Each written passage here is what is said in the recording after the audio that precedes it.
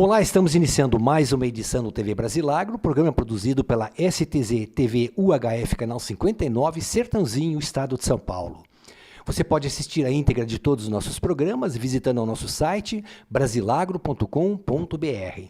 No mesmo site, você se inscreve para receber todos os dias e gratuitamente ao Clipe em Brasilagro, com as notícias nacionais e internacionais das cadeias produtivas do agronegócio. Se você tiver alguma sugestão, converse conosco através do e-mail tv@brasilagro.com.br. No programa de hoje, nós temos a satisfação de sermos novamente recebidos aqui na sede do INEPAD em Ribeirão Preto pelo professor Alberto Borges Matias. Professor Alberto, sempre uma satisfação grande poder conversar consigo. Eu, enquanto vinha me dirigindo aqui à sede do INEPAD, eu começava a lembrar nossa última conversa, porque as conversas consigo sempre são uma sequência, a gente consegue ver acontecer tudo aquilo que o senhor está prevendo e, na sequência, a gente acaba constatando que realmente é dessa forma. E a única coisa a lamentar é que passaram-se já 7 meses da nossa última conversa, é o tempo muito corrido. O tempo passa muito rápido, então, antes de mais nada, meu agradecimento pelo convite para participar do programa, é sempre um prazer estar aqui com você e prazer estar com quem nos vê e ouve do outro lado. Vamos lá, professor Alberto, eu não quero perder um segundo dessa nossa conversa aqui. Na última quarta-feira nós tivemos aí o Congresso Nacional, o andamento da reforma da Previdência consolidado, e agora a questão toda passa para o Senado. O que representa isso em termos de economia, essa notícia? Havia todo um embate na mídia, haviam pesquisas que foram feitas na última hora, ainda uma pesquisa do Datafolha dava que 48% dos brasileiros eram a favor da reforma, 44% contra, a oposição de uma luta ferrenha anti-Brasil, anti-interesse do Brasil, se agarrando a argumentos inconsistentes, o escândalo que envolveu inclusive o ministro da Justiça, o Sérgio Moro. Havia todo um clima aí propício para que essa previdência fosse postergada. Agora que a gente parece que vê um horizonte mais desanuviado pela frente, o que o senhor enxerga, o que pode acontecer daqui para diante? Esse andamento da reforma da Previdência é importante para gerar uma estabilidade financeira para o país. Então, se nós pegarmos os fluxos de caixa do governo brasileiro, federal, para esses próximos anos, para este ano e para os próximos anos, nós vamos ver que em termos do resultado primário, ou seja, todas as receitas, menos todas as despesas, exceto juros, você já tem um prejuízo ali no resultado primário negativo, para este ano e para os próximos 2.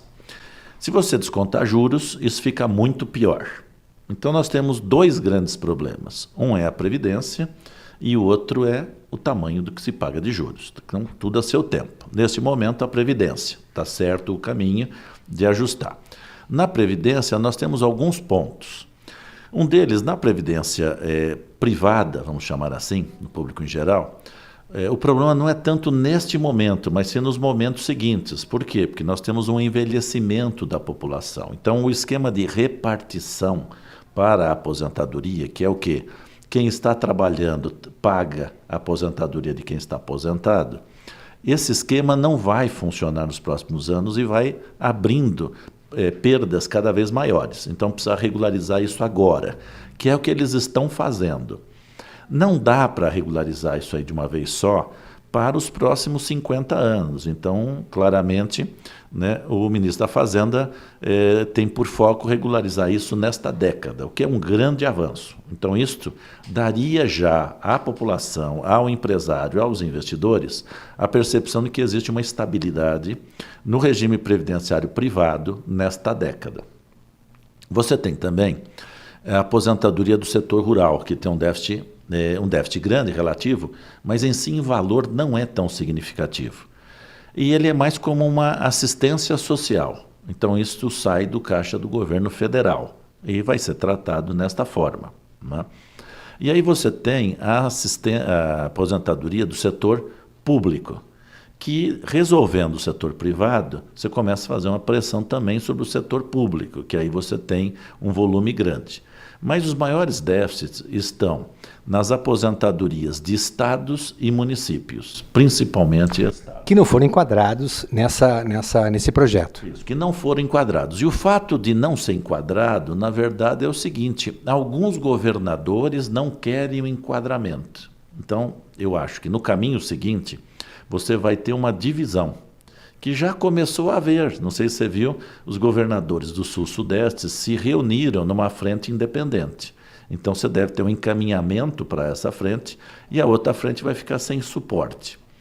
Então, veja, a frente que ficar sem suporte, nos próximos anos, não vai ter como honrar o pagamento das aposentadorias. Então, esses estados vão entrar em déficit, vão entrar em colapso, tá certo? Então, isso de um lado. Do outro lado, vai se ajustando ali aquele outro pedaço. Mas daí, o que já se tem? Já se tem um aumento de carga tributária para os próximos anos também, para fazer essas coberturas. Então, nós temos que ir acompanhando o processo. O fato altamente positivo é que um governo que mal completou 6 meses está cuidando de um dos maiores problemas do país, que é o da aposentadoria. O maior problema ainda está por vir, que é o da taxa de juros, onde o próprio ministro da Fazenda já deu indícios de que já vai trabalhar isso na sequência do problema da Previdência. O senhor, eu recordo bem, nas últimas entrevistas, nas últimas conversas nossas, o senhor sempre enfatizava que o problema do Brasil não era nem a Previdência, o problema realmente é o pagamento da dívida pública, quer dizer, essa taxa de juros exorbitante que apenas favorece aos bancos. Sim, e aí o condicionamento banco, na verdade, é todos aqueles que usufruem do ganho financeiro, né? Então, o que você tem aí no meio? Porque a solução desse problema vai impactar em todos eles. Então, por exemplo, fundo de pensão. Você tem uma série de fundos de pensões particulares, públicos e particulares, que tem um determinado recurso. Esse recurso é reinvestido para poder gerar a taxa de rendimento para pagar as aposentadorias futuras. Com alargamento da idade, uma ampliação da idade, e com uma redução da taxa de juros, como é que você vai fazer renda para pagar isso no futuro? Então, você vai criar um problema também nos fundos de pensão. Hoje está todo mundo ligado ao Tesouro Nacional, o que está errado. Então, fundos de investimento. Também os fundos de investimento também têm um grande ganho em cima da taxa de juros. Reservas técnicas de seguradoras também têm grandes ganhos. E afora os ganhos de instituições financeiras e de empresas também. Muitas empresas têm ganhos financeiros na essência. Então, todos aqueles que têm ganhos financeiros vão ter redução nesses ganhos nos próximos anos. Resultado disso: você tem uma massa de investimento grande que vai precisar ser investida fora do sistema financeiro ou não em aplicações financeiras convencionais. E isso significa uma ampliação do mercado acionário, já estamos vendo aí uma expansão do mercado. Isso significa uma expansão do private equity, investimentos em capitalização de determinados negócios. Então, o empreendedor vai ter um perfil muito diferente nos próximos períodos. Então, aí também vai um aconselhamento, que é o quê? Cuidado, porque quando você começa a ser foco de atenção, você começa a perder o controle das suas ações, não é? Então, você precisa tomar muito cuidado com isso. Precisa começar também a ter um controle dos negócios, porque os negócios vão crescer. O PIB brasileiro vai crescer nos próximos anos, no mínimo 2,5%. Daí para cima. A área industrial vai crescer cerca de 3%. Esses não são números meus, são números do mercado financeiro. Então, temos que nos preparar. Este ano, nós temos que nos preparar para isso. E esse movimento de crescimento começa já no segundo semestre. Agora, em agosto, nós já temos os primeiros sintomas aí de resultados de crescimento do PIB. Então, isso aqui, até o final do ano, já é um grande movimento. Então, vamos nos preparar e planejar o ano que vem. As empresas não podem ficar só planejando, orçando o seu ano. Elas têm que fazer um planejamento agora de um prazo maior. Por exemplo, 3 anos. E um planejamento fora do orçamento de 10 anos. Não estou falando nada de diferente do que é o mundo afora. Deixa eu só, esse é um assunto que eu quero prosseguir com o senhor, mas eu queria que o senhor fizesse uma avaliação, um comentário seu, em relação ao nosso plano da Previdência. O que foi discutido e foi exaustivamente discutido e o que está sendo encaminhado daqui para diante, vai para o Senado e depois vai ainda para a anuência presidencial, é algo diferente do que aconteceu no Chile, que foi tantas vezes citado pelo ministro Paulo Guedes. Tivemos também problemas que nós acompanhamos na Grécia, na Espanha, na própria Europa como um todo, Portugal também sofreu um pouco. É diferente do que o que nós temos pela frente, do que foi feito e discutido nesses outros países? Veja, o diferente, na verdade, é o conjunto de benefícios, né? Você pega países socialistas, como que você estava colocando, veja, o desenho de Portugal foi em cima de uma lógica socialista, a Grécia tipicamente socialista, o Chile também meio condicionado socialista. Então você tem uma inserção de benefícios dentro do processo, o que significa um aumento dos pagamentos sem contribuição. Então acho que isso é complicado, mesmo no Chile. Você tem o sistema de capitalização, e aí no sistema de capitalização você tem 2 pontos. Eu não posso ficar agregando benefícios sem entrada de recursos. Mas você tem que as pessoas estão vivendo mais. Então há um desenquadramento natural da equação. Esse desenquadramento, a gente precisa discutir outra forma de estar resolvendo. O sistema de repartição, o sistema de capitalização, eles têm esse problema de evolução. Tá certo? Então aí você vai acabar tendo um déficit. Então não sei se com cobertura de recursos do governo federal, né? Então você começa a ter problemas desse tipo. No Brasil, o esquema é simples, né? Nós estamos discutindo praticamente só o momento da aposentadoria com contribuição e o tempo de contribuição. Então é uma equação simples. Agora, comece a olhar quanto tempo mais nós vamos viver. Se eu vou somando aí mais 10 anos para os próximos 50 anos, como é que eu vou enquadrar mais 10 anos nesse fluxo de caixa? É uma conta de fluxo de caixa, não é? Então esses desenquadramentos são naturais na vivência dos sistemas. No mundo inteiro é assim, independente do país também, né? O senhor colocou bem de que, vamos dizer, as condições todas são plenamente favoráveis para a indústria, investimento na produção. Nós tivemos aí há poucos dias o anúncio da formalização, depois de 20 anos de duras negociações, do acordo Mercosul-União Europeia. Junto com o anúncio, economistas, colegas seus, representantes da academia, têm chamado a atenção que isso não é uma questão, esse acordo não é para a semana que vem já ser traduzido em resultados. É alguma coisa que precisa ser realmente planejado. Mas as empresas, os governos, as instituições, elas têm que, evidentemente, fazer projeções e um planejamento a médio e longo prazo. Então, o que a gente vê na mídia é que 3 a 4 anos para começar a oferir resultados. Como é que o senhor vê essa conclusão dessa primeira etapa do acordo, ou seja, os países europeus aceitando um acordo que já é contestado por países como a Alemanha e a França, mas temos aí um horizonte também que é um horizonte animador. E de que maneira o empresário brasileiro deve se preparar para esse novo salto que pode acontecer na nossa economia? O nascedouro disso está na essência do Brasil. Quem é o Brasil?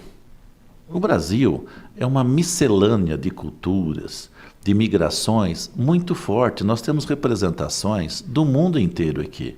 Nós não somos tolhidos em nenhum lugar do mundo. Vou fazer o preâmbulo dessa nossa discussão. Então, com isso, na hora que você firma esses convênios, esse convênio abre a porta para uma série de negócios. Hoje se prevê que a efetivação do convênio será nessa próxima década. Mas a partir do momento que você tem uma abertura das portas, que você tem a competência do empresário brasileiro, junto com a necessidade do empresário internacional, isso vai se efetivando de forma mais positiva. O Brasil é uma das 10 maiores potências do mundo. Isto é altamente significativo. E ele condiciona a América Latina. Então, na hora que ele faz esse processo, ele puxa a América Latina. Hoje nós estamos falando aí de acordo com a União Europeia, mas nós estamos falando também das próprias boas conversas do nosso presidente com o presidente americano. E o presidente americano, ali no que a gente chama da ALCA, ali no primeiro momento, que é o Canadá, os Estados Unidos e o México.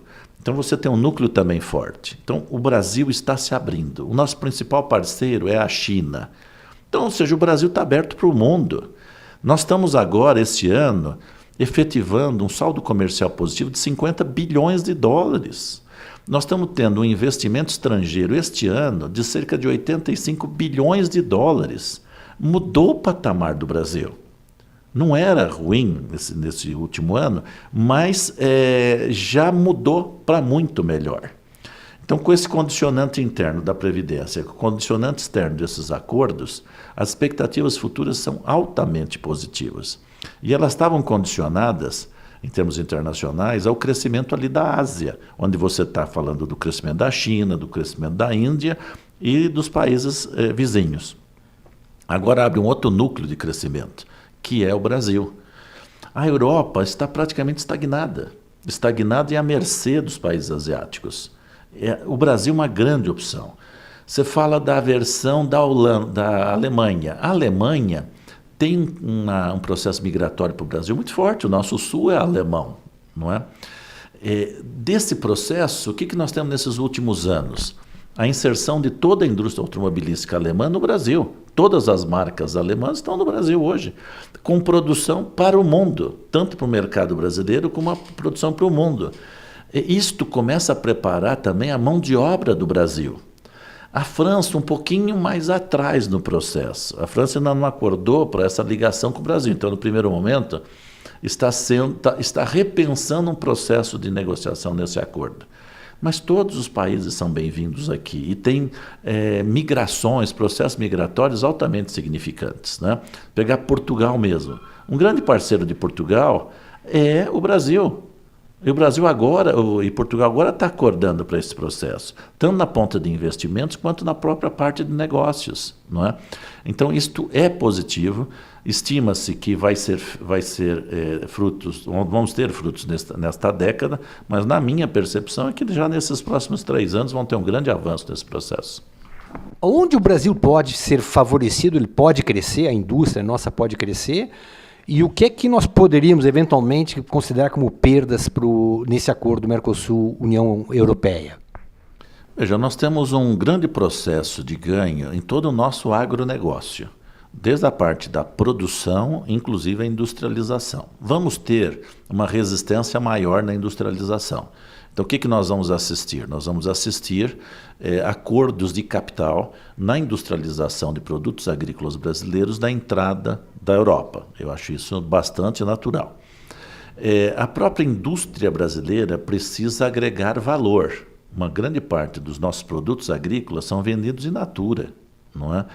E aí nós temos que começar a agregar valor aqui e colocar isso no exterior. Então, esta parte gera um certo atrito, mas na indústria, não é? Aí, assim, vamos ganhar ou vamos perder? Eu acho que eles não estão interessados em perder e nós não. Então, há um interesse conjunto em gerar valor conjuntamente. Eu acho que esse vai ser o grande avanço. Trabalhos mais conjuntos, parcerias de capital mais efetivas, não é?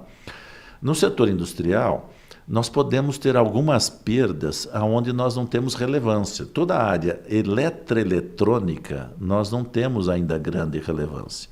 Nós começamos a ter investimentos chineses aqui.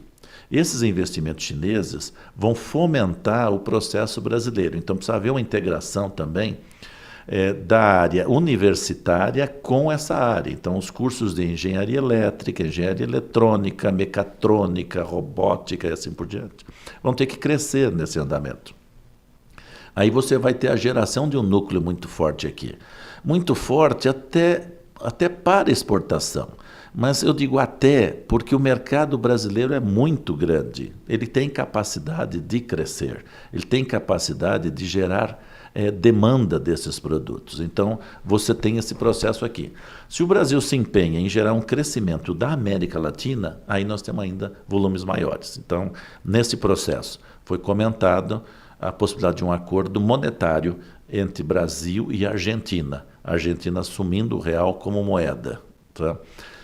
Mas isso aí foi sério mesmo ou foi blefe? Isso é sério.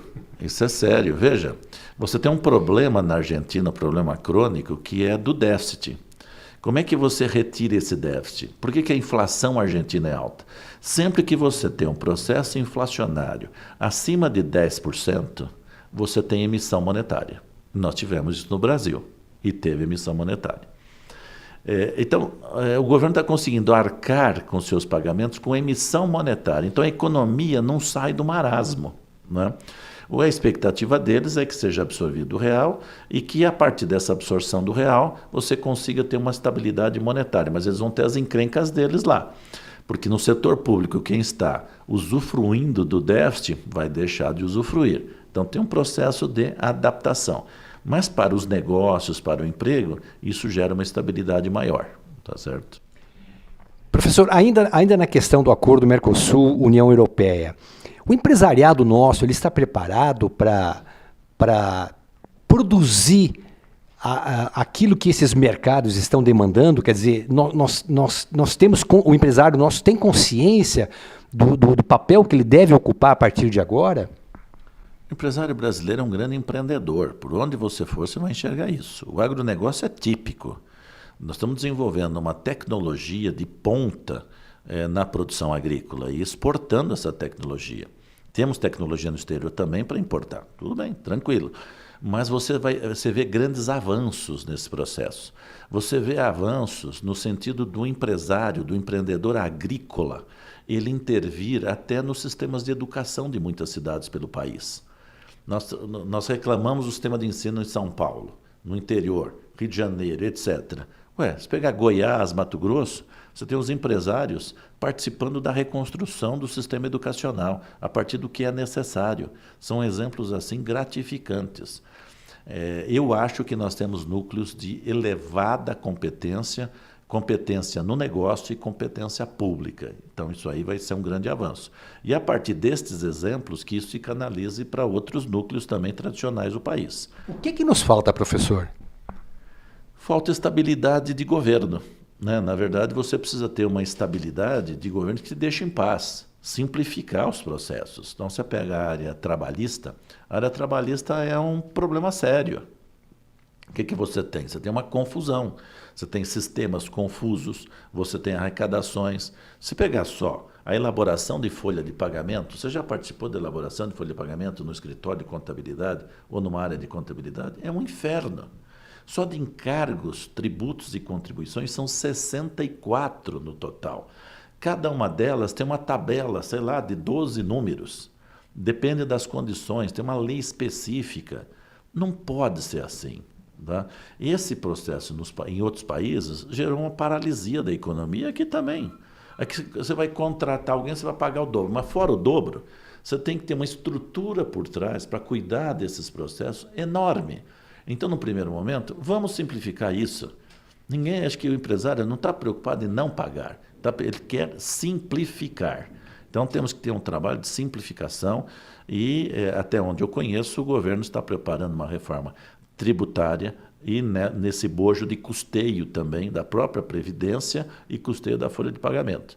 Então, com isso, vamos ter aí uma simplificação daqui para frente. Então, o empresário precisa de uma certa estabilidade, de uma simplificação. Você precisa começar a idealizar, tenho possibilidade de desenvolvimento neste segmento de atividade. Ele tem que pegar e empreender com facilidade, não hoje como a dificuldade que você tem hoje para fazer tudo isso, não é? Então, simplificação, estou falando na parte de folha, mas você pegar na parte de regularização de agrotóxicos, na regularização de produção. Você tem um controle muito grande que às vezes não é necessário. Então, você precisa simplificar esses processos. A reforma trabalhista, ela atingiu os seus objetivos? Veja, a reforma trabalhista aliviou e facilitou algumas coisas. Então, a possibilidade de você criar outras condições de contratação de trabalho, isso facilitou muito, inclusive para as cidades.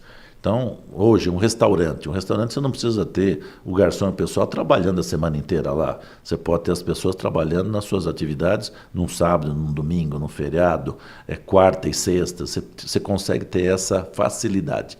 Isso é o que precisa ser feito. Simplificar. Abrir um pouco isso para a vontade empreendedora do brasileiro.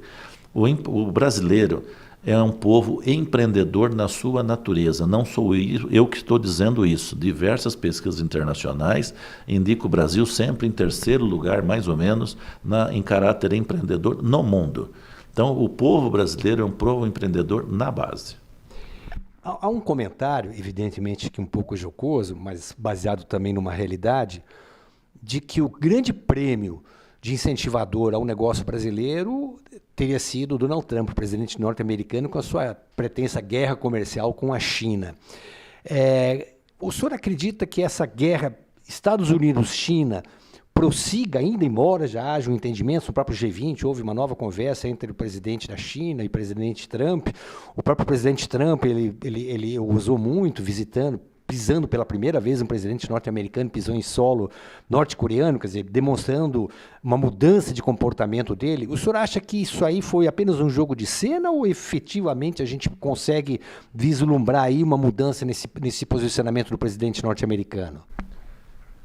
O Trump, ele é empreendedor e tem a sua inteligência. Às vezes ele não consegue se expressar da melhor forma. E aí nós temos diversos casos no mundo. Mas o que ele busca? Ele busca um equilíbrio de força maior entre o comércio internacional dos Estados Unidos com o da China. As pesquisas indicaram o quê? Que a China cresceu muito em cima do mercado americano. Grande parte da produção americana era feita na China. E isso gerou núcleos de desemprego dentro dos Estados Unidos baseados na capacidade de produção. Então o que ele fez foi o seguinte: precisamos equilibrar. E isso vai ser na paulada. Então vamos sair batendo. Bateu, e inúmeras empresas americanas já trouxeram a sua produção para dentro dos Estados Unidos. Porque junto com isso, o que você tem? Você tem na China uma liberdade de cópia muito maior do que tem nos Estados Unidos, condicionado às normas de patentes. Então, o americano, ele vai lá, passa a sua produção, passa o desenho do produto e ele acha que o importante para ele é a marca somente. E não é esse desenvolvimento, essa criação, então é relevante.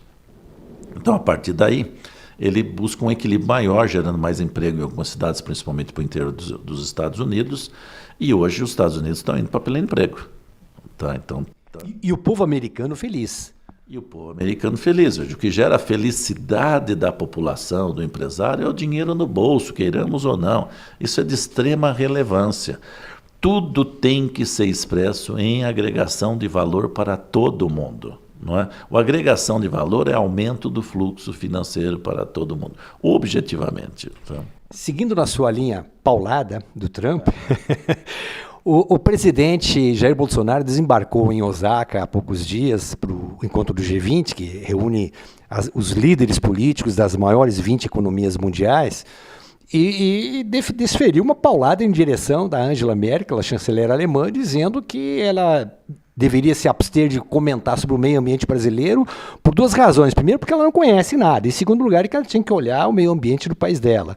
A mesma coisa com o presidente francês Macron. E, de repente, durante o G20, nós vimos aí os presidentes reunidos, conversando, dialogando, quer dizer, o presidente Jair Bolsonaro com o presidente Macron, da França, e também com a chanceler alemã Angela Merkel. E, ao mesmo tempo, o anúncio do fechamento, da negociação do acordo Mercosul-União Europeia, um acordo que foi muito bem negociado na sua finalização, porque já decorriam-se 20 anos de conversas que não evoluíam para lado nenhum.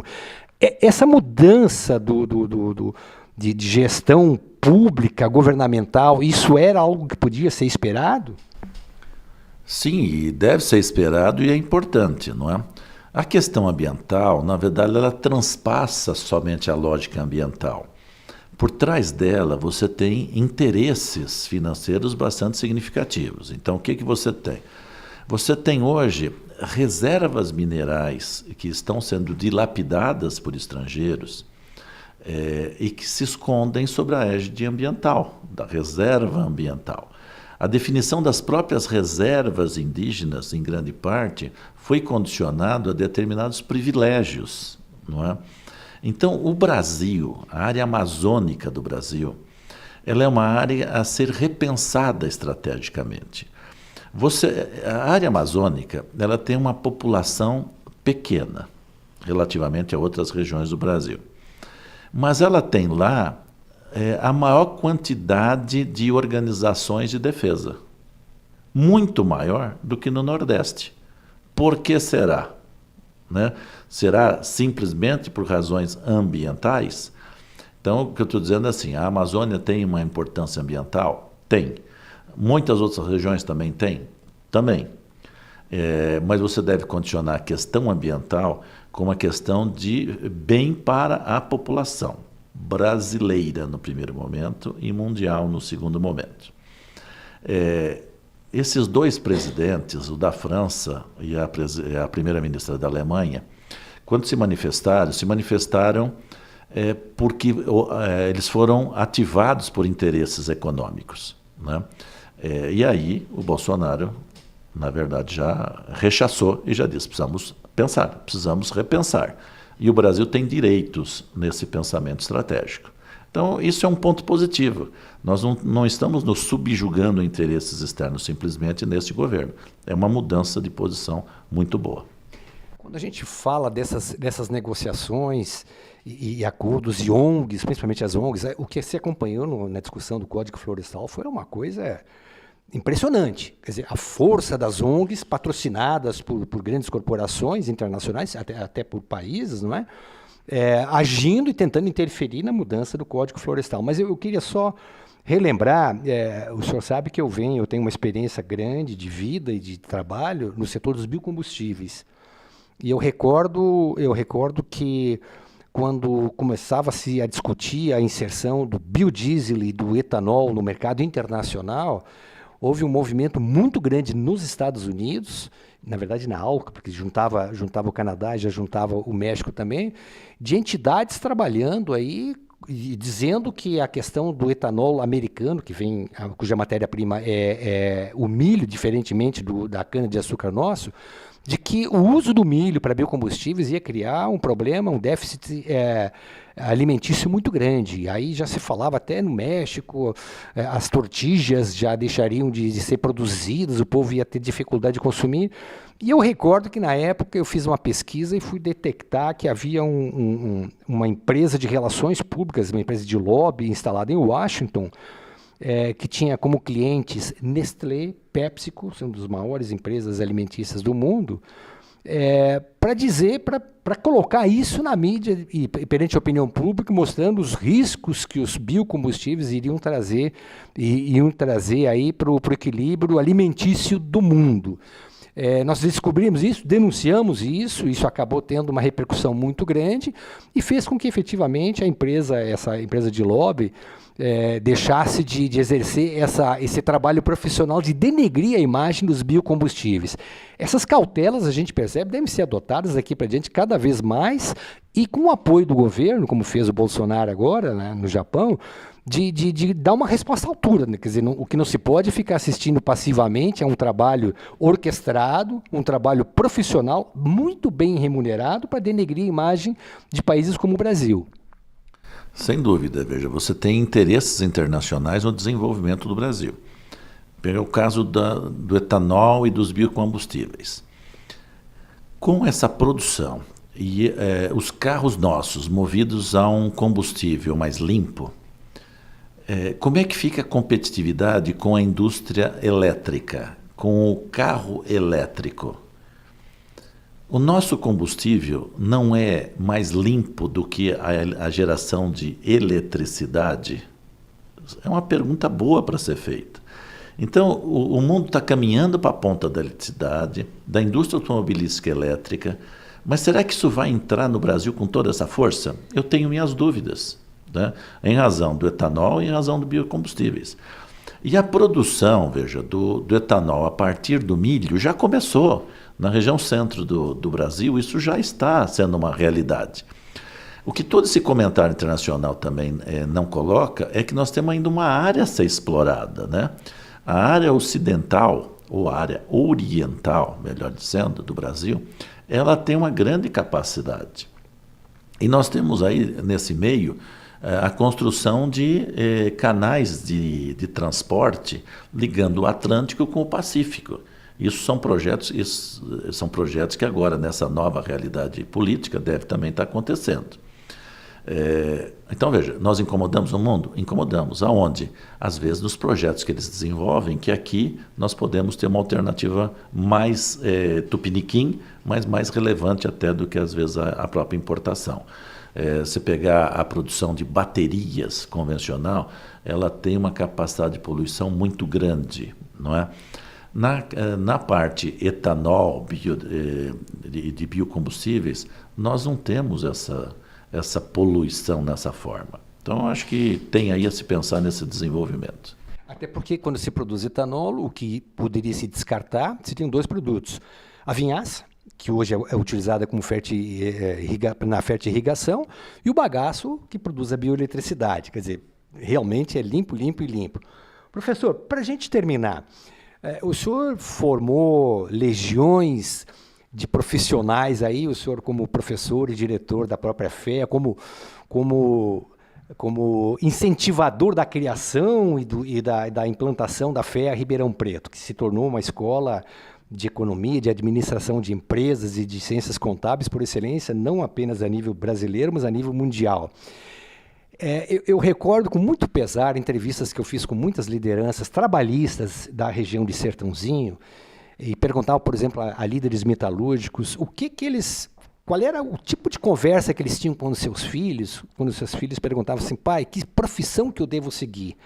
E a gente sabe que Sertãozinho, o quadro, o estoque, né, de trabalho, de vagas nas empresas metalúrgicas caiu pela metade. E muitos desses que foram despedidos sem poderem ter seus recursos de aposentadoria, de fundo de garantia e muitas vezes até de salário.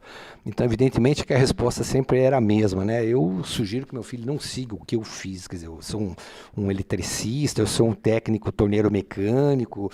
Então, falavam isso com muito pesar, né? Porque todo pai gostaria que o filho seguisse a sua atividade. Nesse novo contexto mundial, novas tecnologias, novos mercados, novos posicionamentos, qual é o recado que o senhor dá para os nossos jovens? Como eles devem se preparar e qual é o futuro que eles vão ter que encarar e vão ter que ser os responsáveis para seguir os nossos passos? Já respondi muito dessas perguntas por conta dos alunos, né? É assim, uma resposta dessas exige um pouco a visão do futuro, né?